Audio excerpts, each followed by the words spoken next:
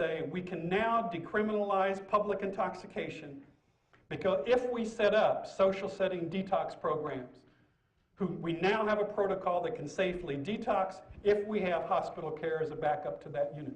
So this was the days of set the stage for the decriminalization of alcoholism and social setting detox replication. On the drug side, I got to tell you, our treatment programs in Lexington and Fort Worth had generally 95 to sometimes 100% relapse rates in the studies of them. So there was a lot of pessimism about the treatment of addiction. And I want to talk a bit about NA and kind of where that came. But I want to, before we get to the NA part of the story, I want to say that what happened was out of the failure of Lexington and Fort Worth to provide viable long-term recovery for opiate addicts, we had this vacuum of need that's going to get filled in two ways. We're going to have the emergence of therapeutic communities in the 1950s, beginning with Synanon in 1958. And its mass replication around the United States. I was part of that tradition. From Synanon to Daytop to Gateway in Chicago and on and on and on. We're going to replicate more than 500 therapeutic communities by the time we get to the mid-1970s. The second thing we're going to get is in 1964-65, we're going to have Drs. Dole and Niswander pioneer methadone maintenance in the United States. And it's going to be rapidly replicated through the 1970s and into part of the 1980s.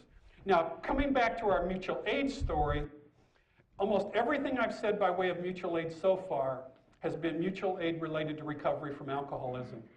What Lexington's going to do for the first time is bring large numbers of addicts into one place. And I guarantee you, if you do that, you will have a lot of interesting behaviors going on in that institution. But do you also think we're going to create a climate at some point for recovery movements to begin to rise up? And that's what we're going to see. And we're going to see this complicated history of Narcotics Anonymous we'll refer to later. Beginning not as Narcotics Anonymous, but beginning as Addicts Anonymous in Lexington, Kentucky. And Danny C. is going to leave Lexington and go to New York City, but you can't have an Addicts Anonymous because that would mean 2 AAs in New York City.